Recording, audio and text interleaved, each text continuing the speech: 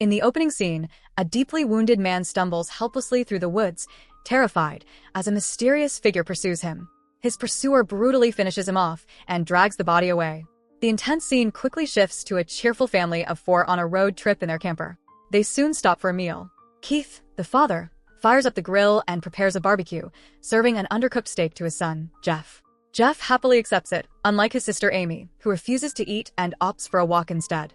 Their mother, Kathleen, supports Amy's choice as the couple briefly discusses it. Meanwhile, Jeff pulls out a stash of chocolate bars and starts counting them. At a safe distance, Amy also pulls out her hidden stash and secretly eats some. Suddenly, the family's peaceful moment is disrupted when 2 locals arrive in a truck. They introduce themselves as Billy and Vern. The intimidating duo claim they're looking for their cousin, Melior, who went missing the previous night.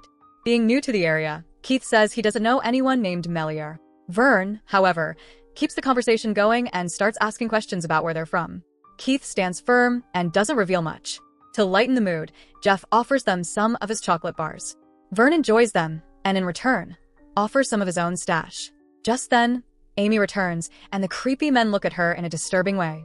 They ask if she's seen Melior, but a nervous Keith instructs Amy to wait in the van and apologizes, saying they're in a hurry. The 2 men eventually get in their truck and leave without further issue. Keith and his family quickly pack up and resume their journey home. But they soon realize they're not in the clear. They run into Billy and Vern again. Their truck appears to have broken down. Kathleen grows suspicious when she sees Vern holding a shotgun. The men claim the local towing service is closed and that they'll need to call someone from home to come get them. They ask for a ride, saying the family is headed in the same direction. Noticing the family's unease, Vern suggests Keith take only Billy and leave him behind. Despite Kathleen's concern, Keith reluctantly agrees. Billy joins them in the camper, making conversation and even playing games with Jeff. But Kathleen remains visibly uncomfortable. Billy casually talks about his home, saying he lives with his uncle and cousins, all good people who've run the place since they were kids. Things take a dark turn when Billy picks up Jeff's notebook during the game and grows visibly disturbed. The notebook belongs to their missing cousin, Melior. Suddenly, Jeff attacks Billy. Strangely, no one reacts as Billy slowly succumbs. It's revealed that the family had already killed Melior the night before, for reasons known only to them. Meanwhile, one of Billy's cousins casually sets down her weapon after enjoying her own disturbing routine. Back with the family, they get to work mutilating Billy's body before storing it in their freezer, revealing their true, cannibalistic nature. Kathleen even hands Amy what appears to be an eyeball, her favorite. Just then, Billy's phone rings. Keith crushes it and reminds everyone they need to hurry. They don't want to keep their host waiting. At a nearby house, Billy's uncle, known as Pa, sits down for dinner with his nieces, Julie and Savannah. A knock at the door interrupts them, and they're surprised to see Keith and his family arriving. Keith explains that Billy sent them over after their camper broke down. He adds that they met Billy and Vern while the 2 were looking for Melior. Pa and the cousins welcome them in. Keith immediately tests the waters by asking to use the phone, but is relieved to hear that only Billy had one.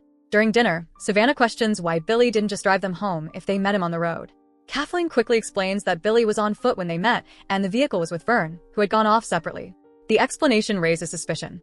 The cousins quietly draw their weapons, ready to attack. But before they can act, a large, intimidating man named Big Mac enters for dinner, causing everyone to hide their weapons in hesitation. Meanwhile, Vern is still on the roadside trying to call Billy, but his phone is off. A vehicle approaches, and Vern is momentarily relieved, thinking it's Billy.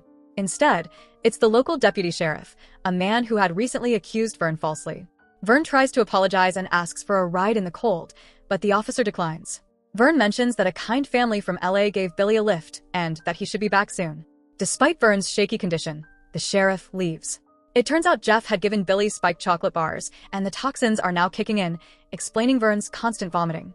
Back at the house, Jeff offers candy to the hosts. Pa declines, saying they don't allow sweets to preserve their teeth. But Julie takes 2 pieces and shares one with Big Mac. Later, Amy excuses herself to the restroom but instead rolls up her stash. Unbeknownst to her, Savannah is waiting outside, and the eyeball Amy was given earlier falls from her pocket unnoticed. Amy and Savannah bond effortlessly, but Julie soon calls them back to the living room. Pa then invites everyone for some evening entertainment. Savannah impresses everyone with her piano skills. Afterward, Pa shows Keith and Kathleen to their room, while Julie and Savannah lead Jeff to Billy's former room. Since all rooms are taken, Julie suggests Amy stay with Savannah, since she herself hosts Big Mac.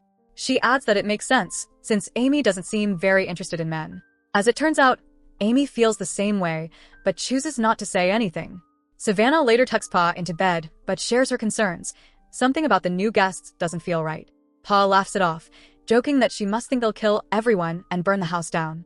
In the couple's room, Kathleen expresses her discomfort. She didn't want to harm an innocent family. She has principles. She only targets those who cause harm or are burdens to society. But Keith reminds her of their mission, to eliminate people they consider lowlifes, those with no ambition or future. It's revealed that the family often travels far from civilization to take out such individuals and save them from suffering. Meanwhile, Vern, growing increasingly suspicious, sets out on foot to search for Billy. Back in the house, Savannah is caught off guard when she sees Amy speaking on a phone, something they weren't supposed to have. Amy claims it was turned off to save battery. What Savannah doesn't know is that her sister Julie is in the bathroom, vomiting. The poisoned chocolate is kicking in. Big Mac is affected too and rushes outside to throw up. Back inside, Amy reveals that her mom supports her desires but has been hiding them from her strict father. As Amy and Savannah enjoy their time together, the family springs into action. Keith slowly makes his way upstairs to meet Pa, while Jeff suddenly appears behind Big Mac and launches a surprise attack. He quickly lands several cuts on the beast. Jeff gains the upper hand during the fight, but Mac knocks him to the ground. Just as he's about to finish him off, Mac starts vomiting, giving Jeff the chance to block his throat and stop the reflex. Keith, now in Pa's room, witnesses this through the window and is horrified. He wakes Pa and splits his head open. He then scolds Jeff for disobeying the plan, though deep down, he respects his courage and rewards him with Mac's tongue. Meanwhile, Amy slowly pulls out her weapon, but Savannah changes her mind last minute, causing Amy to fall off the bed and onto her own cutter. She explains it was for protection. Savannah quickly grabs a first aid kit and stitches the wound. Impressed by Savannah's many skills, Amy finds herself unable to kill her. As Savannah heads out to get her medical bag, she hears a noise and is shocked to see the family's camper nearby, despite earlier being told it had broken down miles away.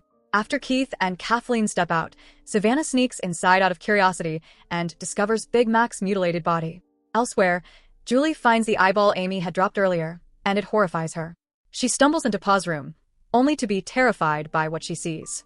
Suddenly, Keith grabs her, and Kathleen prepares to share. Jeff is brought in to witness his hesitant mother take part in the ritual. But just as Kathleen is about to proceed, an arrow shoots through her neck. Savannah has successfully taken one of them down and prepares to finish off the evil family. The rest of them stay away from the window. Amy screams at her father, saying that Savannah and Julie aren't drifters or street trash, but Keith insists they are. To provoke Savannah, Keith ties Julie up and tortures her. As expected, Savannah sneaks through the window into the bedroom and finds Amy's phone. She manages to call for help but can't give full details. Jeff overhears and approaches. The deputy sheriff who receives the call tells his superior that the phone number is from Los Angeles. He remembers Vern mentioning a kind family from LA that gave Billy a lift. Meanwhile, Savannah knocks Jeff unconscious and uses him to negotiate Julie's release. Keith, however, refuses and vows to kill her. Amy begs him to let Jeff go, saying her dad will never spare him. In fear for her sister's life, Savannah releases Jeff, but Amy betrays her and helps in her capture. Later, Keith cooks Mac's tongue and jokes to Julie, asking if the smell seems familiar. He then reveals a mutilated arm, horrifying the girls. When they refuse to eat, Keith violently chops off Julie's thumb and eats it. He then turns to Savannah to take her fingers, but she blurts out a shocking claim. Amy had slept with her. Stunned, Keith lashes out at his daughter for her sexuality and drug use.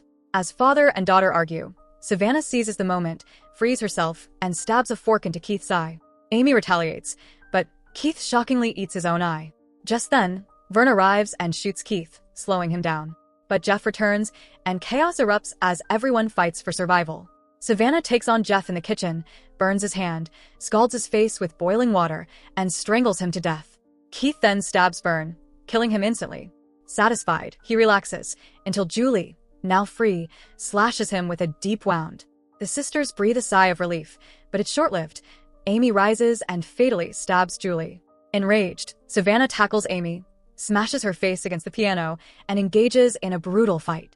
She decides to make Amy's end slow and painful, allowing her to run before delivering the final blow, but just as Savannah is about to kill her, she's shot dead by the arriving deputy sheriff. He misreads the scene and assumes Amy and her family were victims. He calls for medical help and reports that the villagers murdered a tourist family. Moments later, he hears a noise and investigates, finding the family's camper. Then suddenly, Amy, now free, sets fire to the house and drives off in the camper, the evil still pulsing through her bloodstream. So that's it. Hope you enjoy the story. Subscribe and press the bell icon for more videos.